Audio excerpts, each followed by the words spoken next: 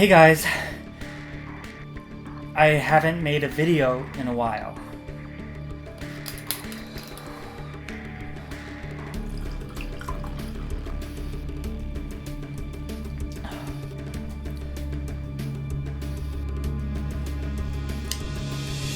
Let's talk about anxiety.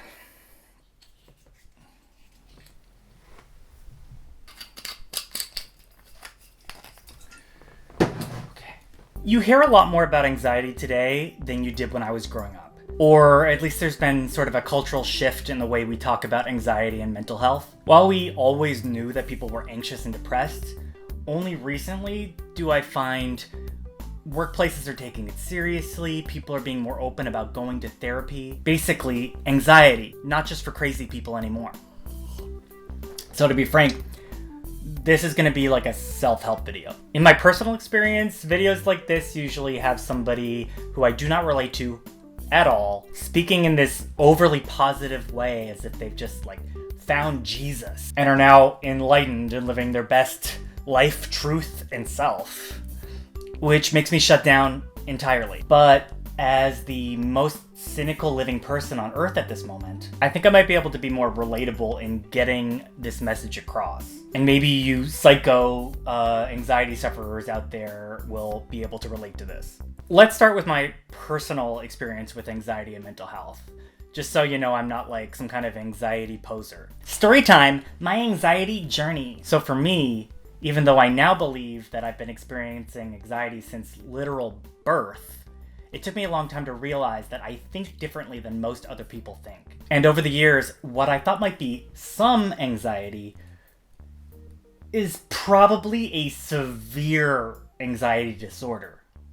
I have this tendency to both exaggerate and downplay things depending on what will be worse for my mental health. For example, I'll stress over a tiny thing like a phone call and convince myself it's a big deal, while at the same time telling myself that the ridiculous amounts of anxiety I'm feeling are not out of the ordinary, and the reality is that I'm too much of a coward to deal with it. In the real world, people just do not feel the anxiety that I'm feeling, and that's why they're able to do the things that I can't do. And the understanding of that is what led me to be able to start managing my anxiety.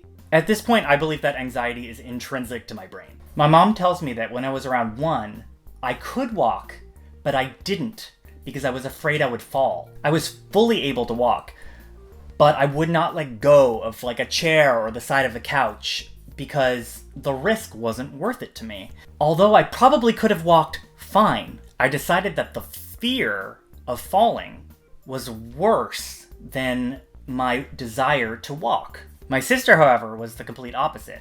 She would just stand up and run and fall, and she would keep doing that until she got better at walking. But no, not for me. For me, falling would be very bad, despite the fact that I had seen other people fall, and it didn't seem like that big of a deal. But still, to me, it's something that I would not risk. Although this happened when I was a toddler, I feel like it explains how my brain works, and as such, every decision I've made throughout my life has been colored by this anxiety. I mean, to be honest, I've had so much anxiety my entire life that my baseline is to be worried. I couldn't even really recognize this because it was my normal. I think I just assumed everybody felt that way. Turns out, no.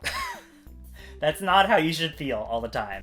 Or at least not how a brain is supposed to feel, or a healthy brain, or whatever. There were so many things I couldn't do growing up, and things that I still can't do now at almost 30 years old. I have a fear of water, essentially. I've never been able to learn how to swim. I have a fear of driving. I learned how to drive, I got my driver's license, but just like walking, it's not worth it for me to drive because I feel so anxious about it that I'd rather just not go, or have someone else drive me, or take a cab. I didn't pursue interests because I thought I would be bad at them. I didn't make friends because it wasn't really worth the anxiety of walking up and meeting somebody. I turned down every opportunity that came my way because I assumed that I just wouldn't be able to do it. I have memories of being 5 years old in kindergarten, worrying about when I'm an adult, I'm not going to be able to do my taxes. I assumed, oh my god, I'm not going to be smart enough, I'm not going to be able to do my taxes. These are not the things that a 5-year-old should be... It shouldn't even cross their mind. What kind of fucking psycho 5-year-old was I? And I think it's kind of been a constant thing throughout my life that I have this feeling in the back of my mind that I'm an idiot who's about to be found out by everybody around me. I couldn't answer phone calls. I couldn't order a pizza. I was afraid of drive-thrus, even as a passenger. Ordering food at a restaurant made me nervous. I was afraid that I'd mess up and say the wrong thing.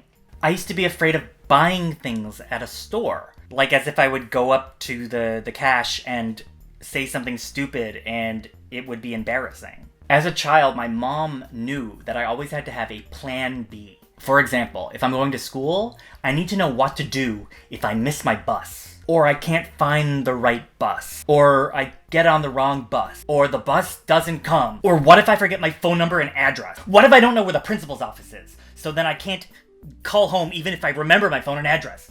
I needed a plan for every possibility, or else I would be overwhelmed by the fear that something bad was going to happen. Socially, I would overthink to the point of saying weird stuff. I would stutter, I'd mix up words, I'd start talking to someone and then lose my train of thought mid-sentence and just...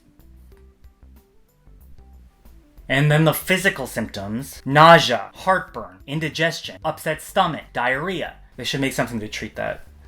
I remember when I started my very first job, I was so nervous that it felt like my insides were being crushed, as if my body was so tense that it was just constricting my internal organs. Why would my body do that? What benefit is that to me? Side note, I hated that job so much that I complained about it on Twitter, and then somebody found it on Twitter and then sent it to my boss, and then he called me into his office to confront me about what I wrote on Twitter and got mad at me for being anxious on the job. I've had multiple partners break up with me because they said that my anxiety was too severe. And that sent me into spirals of self-hate and blame. The idea that things were going well, but I messed it up by being who I am. At times I've been told that I seem anxious when I don't even feel anxious. It's as if it's so inherent to me that I'm just always anxious. It's just my personality. So basically, anxiety is fear, and I have to work very hard to not let fear control my life. Now, I will say, it has been a journey for me to get control of my anxiety. And to be honest, I've done pretty well. Part of this is medication. And I do recommend, if you have anxiety similar to I have, you should probably be on some type of medication. I think at this point, most people are kind of past the stigma of being on something. But this comes with another problem. A lot of people are expecting medication to fix their anxiety completely, and it's not going to. I jumped around from a few different drugs, and different ones helped in different ways, or helped for a period of time, but they help. They don't fix it. You should try different things to see what works best for you, but do not rely on drugs to take your anxiety away. Expecting that a medication is going to fix your problems is setting yourself up for more disappointment. Unfortunately, you're going to have to put some work into it. I know. You might be asking, how am I even able to make this video with as much anxiety as I just described? How was I able to become a drag queen? I think that's another video. Basically, it's not easy. It took me forever to figure out what I was going to say. I wrote everything down. I fixated on little details that nobody would ever care about. I had repeated bouts where I just stopped working on it completely because I assumed it's not going to be good enough and why bother and what's the point? I thought, well, who's going to watch it anyway? I thought, is it worth the time it'll take when I'd rather just not do it? It's funny, actually, because I have very similar thoughts to this every time I try to do anything, but my brain always interprets it as if it's some kind of new thought, and I'm convinced every time. Maybe the brain is right, but it wasn't right last time, and it wasn't right the time before that, or the time before that, going back to birth, so why am I so easily convinced? I used the same background in the last video.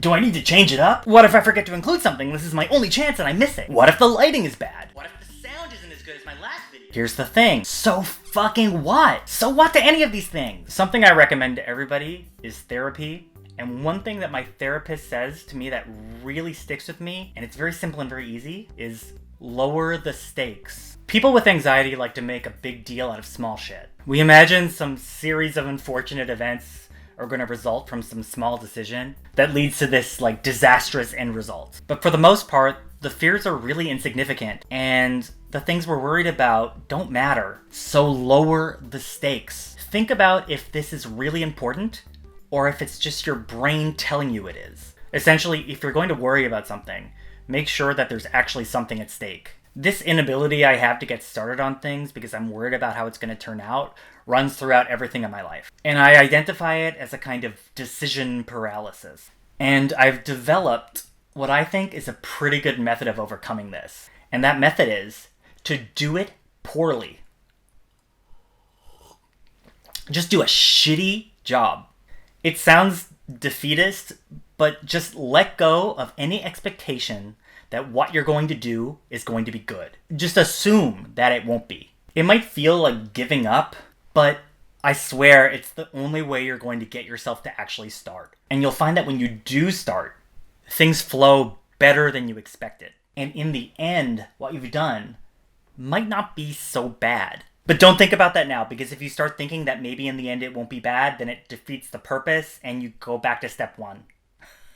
What you do will be bad. Now, I recognize as someone with anxiety that this is still difficult advice to follow because your brain is going to be battling you every step of the way anyway. Creating anything when you have anxiety is like trying to run a race laced with booby traps. You have to keep pushing past all these intrusive thoughts that pop up telling you you can't do it, or it's, gonna be shitty, or making all these stupid excuses, and just tell it to shut the fuck up. Like, even tonight for me to film this video, I had to push past so many roadblocks. My brain's like, oh, you're too tired. Oh, you're gonna do a shitty job tonight. You won't know what to say. You need to prepare more. It's too difficult to set up the filming equipment. You don't have the right lighting. You could make it better later on if you spent more time on it. You have to tell your brain to shut the fuck up. Just do it shitty. I swear, do it shitty. Do a bad job.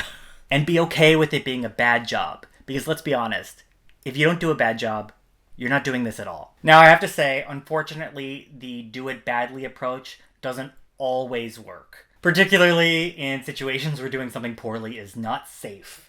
For example, my fears of swimming and driving are not going to be benefited by me swimming and driving badly. That is probably going to cause problems. But it's still a very good method for doing something that doesn't really matter, even though your stupid fucking asshole brain says it does.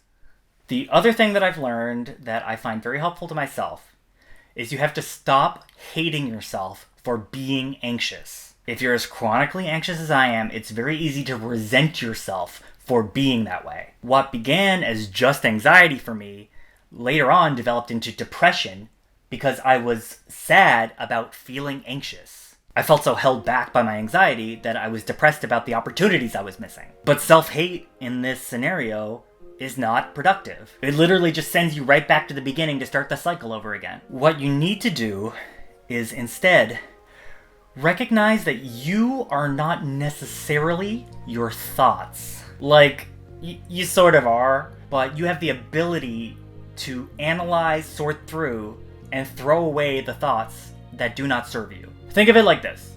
Your brain is a douchebag. He's just a total fucking dick who's rude and shitty and mean to you all the time. And you need to start recognizing those thoughts, identifying them, let them have their moment, and then push them aside. Treat them like an annoying child at like a family gathering who keeps trying to show you their Pokemon cards. Just throw it a, "That's nice, sweetie," and be on your way. This shit is hard, and at the beginning it feels like it's not really working, and it never really gets easy. But they're tools, and you have to think of them as tools that you can use to help. Get as familiar and comfortable as you can with using these tools. Every single time I try to do something productive, my brain gives me reasons not to. And every time I have to go through this internal conversation with myself about it. And this battle is probably never gonna stop, but you can get better at fighting them and winning them. Anyway, this is what I've learned after almost 30 years of living with crippling anxiety and self-doubt. I hope you can take some of it, depending on where you are in your anxiety journey, and make use of it as well as you're able to. And if you don't think you can make optimal use of it, try making use of it badly. Yeah, now you're getting it.